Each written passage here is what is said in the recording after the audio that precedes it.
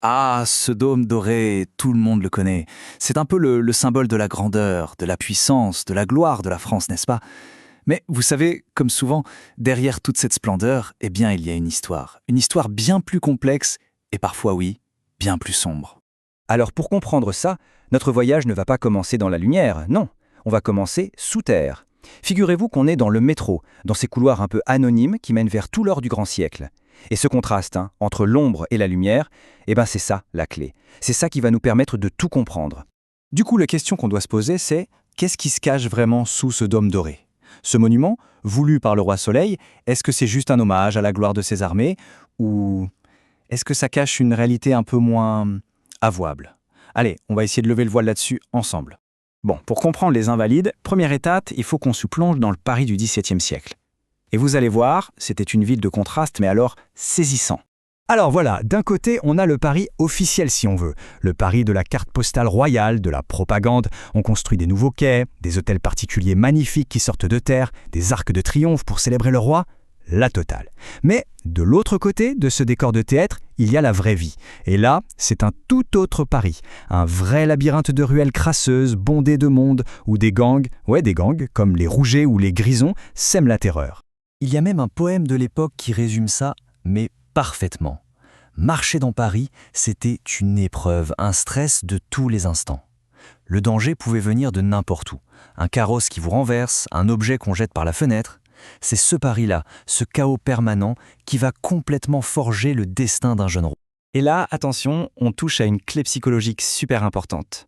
Pour vraiment comprendre la méfiance, la quasi-paranoïa de Louis XIV envers Paris, et donc pourquoi il a créé les Invalides, il faut qu'on remonte à son enfance. Un traumatisme, un vrai, un profond. Ça se passe pendant la Fronde. C'est une guerre civile hyper violente qui secoue tout le royaume, le trône est à 2 doigts de tomber, et le jeune Louis, il est encore gamin, il va se faire humilier. Pas une fois, non, 2 fois, par sa propre capitale, et ça, croyez-moi, ça va le marquer au fer rouge pour toujours. Alors, le premier choc, c'est en 1649. Il a à peine 10 ans et il est obligé de s'enfuir en pleine nuit du palais royal. Vous imaginez la scène? Le roi de France qui fuit sa propre ville comme un voleur. 2 ans plus tard, c'est encore pire. L'humiliation est totale. Pour être sûr que le petit roi ne s'est pas encore enfui, une foule de Parisiens va obtenir le droit d'entrer dans sa chambre et de défiler devant son lit. Le gamin, il est tout habillé sous ses draps et il doit faire semblant de dormir pendant que le peuple vient le mater. C'est dingue. Alors, on comprend un peu mieux pourquoi, des années après, une fois devenu le monarque absolu qu'on connaît, il va faire raser les murs de Paris. Officiellement, pour embellir la ville, mais en vrai, surtout pour qu'elle ne puisse plus jamais se défendre contre lui et ses troupes. Et toute cette rancœur, tout ce ressentiment qu'il a contre Paris, ça va directement nous amener à sa décision la plus célèbre pour la capitale, la construction de l'Hôtel des Invalides, un projet absolument grandiose, mais qui en fait a un double objectif. Et c'est là qu'est tout le paradoxe de cet endroit. On se demande, est-ce que c'était un vrai geste de compassion, de gratitude envers les soldats qui se sont battus pour sa gloire? Ou est-ce que c'était juste un calcul politique, un moyen un peu cynique de nettoyer les rues de Paris de ces soldats qui dérangeaient? Voilà le point crucial. Officiellement, sur le papier, le but est super noble. Offrir un toit, de quoi vivre, aux soldats blessés, aux vétérans. Super. Sauf que, en traversant Paris, le roi, il ne supporte pas de voir ces hommes. Ces estropiés, ces unijambistes, ces aveugles qui mendient partout. Pourquoi? Parce qu'ils sont la preuve vivante du prix terrible de ces guerres. Ils sont, comme disait quelqu'un à l'époque, les soleils noirs du règne. L'expression est géniale. Du coup, la solution est simple. Il faut les cacher. Les mettre à l'écart, loin du centre de Paris, dans ce qui était à l'époque la plaine déserte de Grenelle. Et le projet, il est juste colossal. Au départ, l'hôtel était prévu pour 1500 personnes. Au final, il va en accueillir jusqu'à 6000. 6000! Ce chiffre, il nous dit tout. Il montre l'ampleur du problème, le nombre de vétérans mutilés par les guerres non-stop du roi Soleil. Mais attention, faut pas s'imaginer une maison de retraite tranquille. La vie à l'intérieur, c'est tout sauf du repos. C'est une caserne. La discipline militaire, elle est de fer. Les exercices, obligatoires. Le vin, le tabac, interdit. Les soldats y dorment à 4, voire 6 dans des dortoirs tout nus. Et à la moindre erreur, paf, punition publique, super humiliante sur un cheval de bois, une espèce de pilori. C'est vraiment une cage.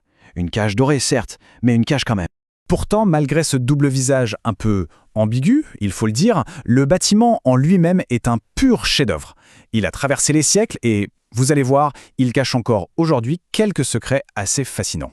Par exemple, il y a la signature secrète du ministre de la Guerre, Louvois. Le type a passé une bonne partie de sa vie sur ce chantier et il a voulu laisser sa marque. Alors la prochaine fois qu'on y va, il faut bien regarder dans la cour d'honneur. Sur un des frontons, on cherche bien, et là qu'est-ce qu'on voit?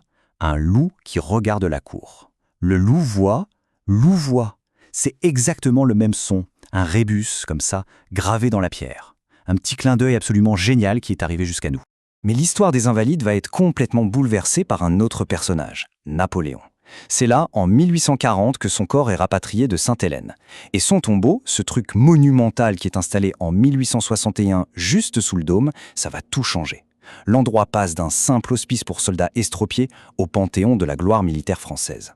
C'est là qu'on va enterrer les plus grands maréchaux de France. Finalement, les Invalides, ça incarne parfaitement une sorte de dualité très française. C'est à la fois un geste de reconnaissance et en même temps une volonté de cacher la réalité horrible de la guerre.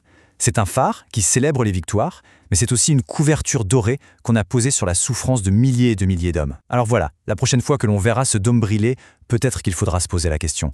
Cet or, est-ce qu'il est là pour éclairer la gloire ou pour nous aveugler sur ce qu'elle a vraiment coûté ?